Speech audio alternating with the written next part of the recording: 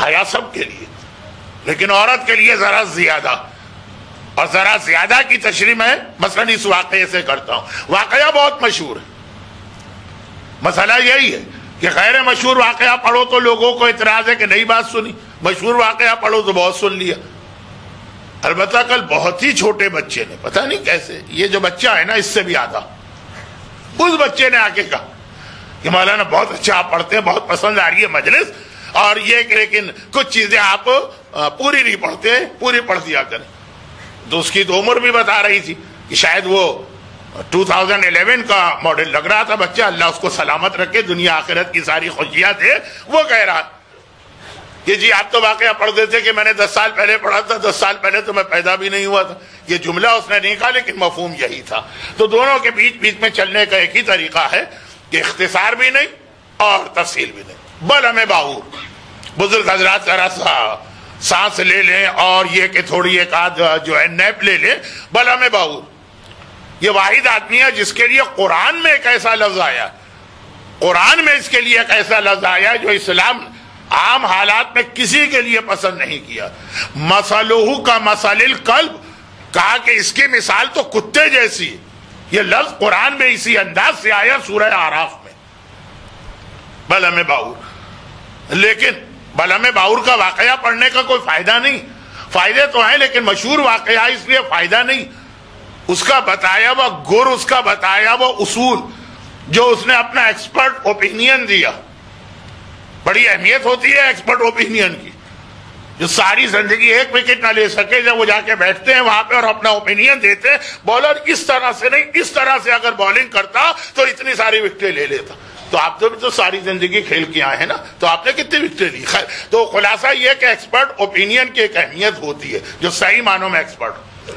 وہ دیکھیے آپ بلم باور، مختصر یہ کہ مستجاب الدعوات، مستجاب الدعوات اس مومن کو کہتے ہیں، مومن بھی نہیں، اس انسان کو کہتے ہیں جس نے اتنے تقدس و تقوی سے زندگی گزاری، ہر حرام سے اپنے آپ کو بچایا ہو، حرام تو حرام، بہت سارے حلال سے بھی اپنے آپ کو بچایا ہو. تو اس کی اسپریچول پاور یا روحانیت اتنی طاقتور ہوتی کہ جو وہ کہہ دیتا ہے اللہ اس کی ہر دعا کو قبول کر لیتا. اب اس کے اندر صاحبان ایمان بھی گزرے، عیسائی راہب بھی گزرے، یہودی ربیز بھی گزرے، بدھ مونک بھی گزرے ہیں، ہندو سادھو بھی گزرے، اور آج دنیا میں کچھ ایتھیسٹ بھی گزرے ہیں. مگر بلم باور بہت نیک و مقدس انسان. حضرت موسیٰ مثال دی جا رہی ہے، شروع جملے کو ذہن میں رکھیے، کسی نبی یا امام کے لشکر کی شکست، شہادت نہیں، میدان سے بھاگنا. حضرت موسیٰ فرعون کا خاتمہ کر کے اب اس زمین کی جانب اپنی فوج کو بھیج رہے ہیں جو آج بھی پرومسڈ لینڈ یا ارض موعودہ کہلاتی ہے، جو اللہ کا وعدہ تھا نیک بندوں کے لیے. یہ لشکر داخل ہوا، وہ یہی علاقے تھے جن کا آج کل بہت تذکرہ ہو رہا، اور کامیابی پہ کامیابی حاصل کر رہا، یہاں تک کہ آخری بڑے شہر تک پہنچ گیا جو کیپیٹل ہے. کیا اس کی برکتیں تھیں؟ اگر ہم معراج کی آیت میں مسجد اقصیٰ سے مطلب یہ والی مسجد اقصیٰ لے، اگر لے تو قرآن کہتا ہے بارک نہ ہو، اس کے چاروں طرف برکتیں ہی برکتیں. بہرحال بڑی زرخیز، بہت ہی اچھی زمین. بادشاہ گھبرا گیا کہ 1 2 3 4 6 قلعے ٹوٹ گئے، آخری ہے. فوج تو شکست کھا رہی ہے، موسیٰ کی فوج آ رہی، تو موسیٰ کی فوج نبی والی فوج ہے، کامیابی مل رہی. اس نے کہا کہ اب ایک ہی طریقہ ہے کہ بلم باور کو ملا لیا جائے. خوب پیسے دی. میں دیکھیں کتنا مختصر کر رہا ہوں، ورنہ واقعات اس کا بھی وہی ہے قاضی شریح والا کہ پہلے تو منع کیا، تڑپ اٹھا، اب پھر بتا دوں تو فائدہ کیا ہوا. تو خلاصہ یہ کہ اس کو ملا لیا. تم مستجاب الدعوات اور دعا کرو گے، تمہاری دعا فوراً قبول. ہماری طاقت تو ناکام ہو گئی، اب صرف تم پر ہمیں بھروسہ ہے، تمہارا سہارا. جاؤ جا کے اس لشکر موسیٰ کے خلاف بد دعا کرو. جب اتنے پیسے مل گئے تو ٹھیک، بک گیا.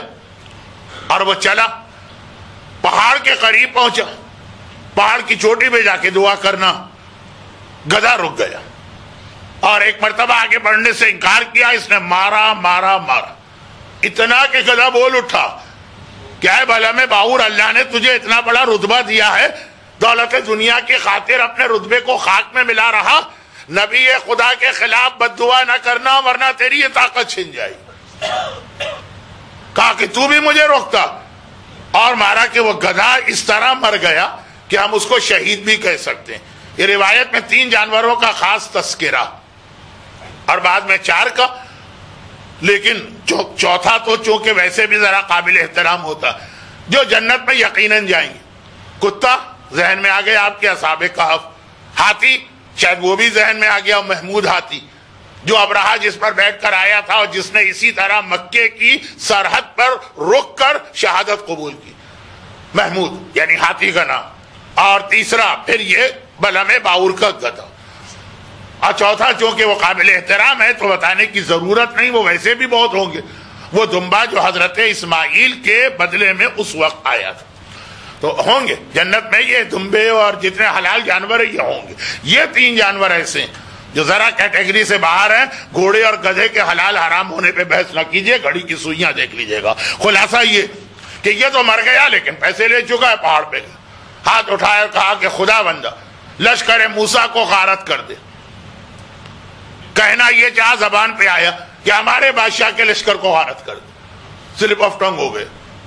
آج پاکستان کے اخبار میں ایک بڑی چٹپٹی خبر چھپی ہے ہندوستان کے کسی وزیر کے حوالے، سلپ آف ٹنگ، خیر اس سے زیادہ نہیں کہتا ہوں، ادھر میں نہیں لے جا رہا ہوں آپ کو۔ جو بےہودگی کی انتہا آسکر ایوارڈ ہوتے ہیں وہاں سلپ آف ٹنگ نہیں تھی، وہاں تو کوئی اور غلطی ہو گئی تھی، خیر تو یہ چیزیں میرا موضوع نہیں۔ سلپ آف ٹنگ، گھبرا کے اس نے دوبارہ اپنی دعا کو ٹھیک کیا، خدا بندہ لشکر موسیٰ کا خاتمہ کر دے، پھر زبان پلٹ گئی، اور ایک بار زبان پہ وہی آیا کہ ہمارے بادشاہ کے لشکر۔ جب تیسری بار بھی یہی ہوا کہ زبان قابو سے نکلی جا رہی تو سمجھ گیا کہ اب یہ قدرت کی جانب سے میرے اوپر ایک عذاب آیا، اب تو اگر میری یہ دعا قبول بھی ہو گئی تو فائدہ کیا۔ فوراً آیا بادشاہ کے پاس، کہا کہ دیکھو یہ ہوا۔ اس نے سر پکڑ لیا کہ تو تم الٹا کر کے آ گئے، میرے لشکر کی تباہی کی دعا، لاؤ پیسے واپس۔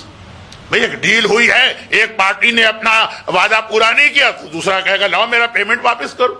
اسی پیمنٹ کی خاطر تو اتنی بڑی اس نے رسوائی مول لی، اب کیسے دے؟ جان دینا آسان ہے، درہم و دینار دینا مشکل۔ بادشاہ سے کہا، اور خاص طور پہ جو آ چکا ہوں، مل چکا ہوں، اب کیا کروں اس وقت جہاں بیٹھا ہوں نا، یعنی یہاں سے مراد مسقط نہیں، جس زمانے میں بیٹھا ہوں، پورا ایک آرٹیکل چھپ رہے ہیں اخبارات میں کہ کسی کو انعام مل گیا، آدھے گھنٹے بعد پتا چلا جی وہ آپ کا نہیں تھا، دوسرے کا تھا۔ آج کی غلطی پہلی غلطی نہیں ہے، اس سے پہلے کتنی غلطیاں ہو گئی، کیا گزرتی ہوگی۔ ملنے کے بعد کہا کوئی چیز چھینی جائے، بل ہمیں باور تڑپ گئے، کہا کہ یہ دولت تو نہیں دوں گا، بادشاہ نے کہا دینا پڑے گی۔ کہا کہ ایک بات بتا، تجھے میری دعا چاہیے یا تجھے لشکر موسیٰ کی تباہی چاہیے؟ بادشاہ نے کہا تمہاری دعا لے کے کیا کروں گا، میرا اصل مقصد تو موسیٰ کا لشکر تباہ۔ کہا کہ میں دعا کے ذریعے تباہ نہیں کر سکا، لیکن جتنی میرے پاس معلومات اور علم ہے، اتنا بڑا مستجاب الدعوات ایسے ہی تو نہیں بنا نا۔ ایک فارمولہ بتاتا ہوں، اس فارمولے پہ عمل کر لو، لشکر موسیٰ کی تباہی اپنی آنکھوں سے دیکھ لیں، اور عجیب تباہی ہوگی، بغیر جنگ لڑے ہوئے، بغیر تیر و تلوار چلائے ہوئے۔ کہا جلدی سے بتاؤ ایسا کون سا طریقہ؟ کہا کہ لشکر موسیٰ میں بے حیائی پھیلا دو۔ کیسے پھیلا دو؟ اب اس کا سوال کہ کیسے پھیلا دو؟ کہا کہ بے پردہ عورتوں کو وہاں بھیج دو۔ جو شروع مجلس میں بات آئی تھی کہ اصل موضوع حیا، لیکن چونکہ بے حیائی کی طرف معاشرے کو لے جانے کی جو 3 یا 4 طریقے ہیں، ان میں سب سے پہلے بے پردہ عورت، یہ معاشرے کو بے حیا کرتی۔ کہا کہ لشکر موسیٰ میں ان کو بھیج دو، اور جب ان کی دیکھا دیکھی لشکر موسیٰ اس کی نقل کرے گا، پھر لشکر موسیٰ تباہ ہو جائے گا۔ کہا ٹھیک ہے، اس پہ عمل کرتے ہیں۔ جس علاقے کی بات ہو رہی ہے، پرومس لینڈ، ارض موعودہ، وہاں صرف زمین ہی زرخیز نہیں ہے، برکتیں ہی نہیں، عورتیں بھی وہاں کی بڑی خوبصورت ہوتی۔ چنانچہ ان عورتوں کو بھیجا کہ تم جاؤ لشکر موسیٰ۔ تو جب لشکر اور کافی دنوں سے ٹھہرا ہوا تو اس کا بازار ہوتا ہے، لشکر کا خرید و فروخت ہوتی ہے، بازار چلی جاؤ۔ اب بے پردہ جانا، اور یہ اسکرٹ وسکرٹ پہن کے جانا، جو موسیٰ کی فوجیوں نے تو یہ منظر دیکھا بھی نہیں ہوگا۔ اب یہ 4 یا 5 عورتیں بھیجی گئی جن کا کام بظاہر کچھ نہیں تھا، بھئی ہم خریداری کرنے آئے ہیں، اپنے گھر کا سامان لینے آئے ہیں، یہاں مل رہا ہے ہم کو دو۔ اس کا نتیجہ کیا نکلا؟ اب دوسری عورتوں نے جو وہاں پہ موسیٰ کے لشکر والی ہیں انہوں نے دیکھا اور یہ بھی دیکھا. یہاں سے حجاب کے مسئلے کا مردوں سے تعلق بنا. مجلس کے شروع میں میں نے کئی ایسے باتیں کہی تھی کہ جو مجمع اس وقت میرے سامنے وہ آدھا بھی نہیں تھا. کہ حجاب بھی میں نے کہا تھا کہ وہ بھی خالی عورتوں کا مسئلہ نہیں. اب یہ جو موسیٰ کے لشکر میں بیٹھنے والی عورتیں انہوں نے دیکھا کہ ہم سب کے شوہروں کی توجہ ہم سے ہٹ کے ادھر ہو رہی. وہ جو بنی سوری بیوٹی پارلر سے آئی بھی عورتیں ننگا لباس پہنے ہوئے گھوم رہی, تو گھر کی عورت کی جانب کون توجہ دے؟ وہ ادھر. تو اب کہا کہ ہم کو بھی ایسا بننا ہے تاکہ ہمارے شوہروں کی توجہ ہماری جانب واپس آئے. جب مرد کی آنکھ میں خرابی پیدا ہوتی ہے وہاں سے عورت بے حجابی کے راستے پہ چلتی ہے. اسی لیے قرآن نے عورت سے بعد میں کہا, مردوں سے پہلے کہا قل للمؤمنین یغضوا ابصارهم وقل للمؤمنات یغضضن ابصارهن. پہلے مردوں سے کہا کہ نگاہیں نیچی کرو. عورت بے حجاب بنتی کیوں ہے؟ ایک بہت بڑا طبقہ اس لیے بھی بنتا کہ جب دیکھ رہے ہیں کہ ہم وفادار, زندگی بھر شوہر کا ساتھ دینے والی, ہر سختی اور نرمی میں اس کو مدد دینے والی, مگر توجہ ہم سے ہٹ کے وہاں پہ ہو رہی. چنانچہ یہ چیز پھر پھیلی. حضرت موسیٰ اپنے شہر میں بیٹھے, مصر کا کوئی شہر, قاہرہ ہی ہوگا, اسکندریہ ہوگا, جو بھی ہو, یہ بحثیں چھوڑو. پہلے تو روزانہ ایک خبر آتی تھی, آج پہلا شہر فتح ہوا, آج دوسرا فتح ہوا, روزانہ ایک شہر ایک دن میں فتح ہو رہا. یہاں ایک مہینہ گزر گئے, جو آخری شہر ہے وہاں سے کوئی خبر ہی نہیں آ رہی. چنانچہ حضرت موسیٰ نے قاصد بھجوایا, کہا جاؤ صرف دیکھ کر آؤ. واپس آیا, اس نے کہا یا نبی خدا, روزانہ ایک کامیابی لینے والا لشکر ایک مہینے سے مسلسل ہار رہا. وہ جو بادشاہ وقت ہے, جو مقابل ہے کافر, ایک مہینے سے مسلسل لشکر ہار رہا ہے, یہاں تک کہ پیچھے ہٹتے ہٹتے جن شہروں پہ قبضے تھے وہ بھی ہاتھ سے نکل رہے. حضرت موسیٰ حیران, میرا لشکر, میں معصوم, میں نبی خدا, اس نے پروردگار سے لشکر کو بھیجا اور یہ کامیابی کے بعد ناکامی. چنانچہ حضرت ہارون جو موسیٰ کے وصی ہیں اور انتقال کر چکے تھے, ان کا جو بیٹا تھا بہت ہی نیک دیندار, کہا تم جاؤ اور جا کے دیکھو کہ آخر اس کی وجہ کیا. وہ موسیٰ کا نمائندہ بن کے آیا, لشکر میں داخل ہی ہوا, کچھ پوچھا بھی نہیں. بے حجاب عورتیں اس کو نظر آنے لگی ہیں بازاروں کے اندر. ایک مرتبہ وہ حیران ہو کے پوچھتا, یہ موسیٰ کا لشکر ہے, اس میں یہ بے حجاب عورتیں کہاں سے آ گئی؟ کہا کہ یہ عورتیں, وہ جو 4 عورتیں ہیں نا, روز آ جاتی ہیں صبح سے شام تک خریداری کرنے.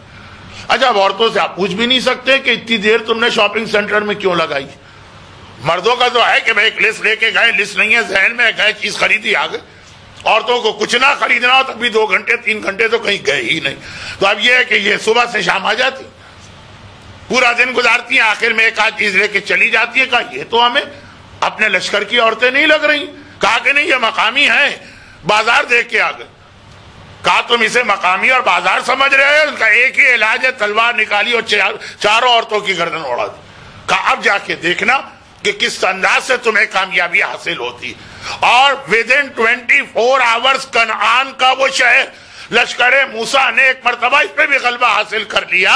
اور آخر میں امام نے تفسیر منہج الصادقین کی روایت پڑھی, آخر میں امام نے فرمایا کہ بلم باور, بہرحال شیطان علم رکھ کے گمراہ ہوا تو اصول جانتا ہے نا کہ کہاں کہاں سے مومن پہ اٹیک ہو سکتا.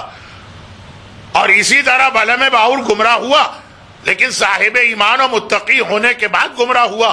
اسے پتا ہے کہ مومن کو کہاں سے شکست دی جا سکتی ہے. تو سب سے اہم چیزوں میں سے ایک ہے بے حیائی. جہاں معاشرے میں بے حیائی پھیلے گی, جب آدمی اپنے گھر کو کسی چیز سے بچانا چاہے نا, تو ہر طرف سے اس کو دیکھنا پڑتا ہے کہیں ذرا سا روشن دان کھلا نہ رہ جائے, چھوٹا سا سوراخ نہ ہو.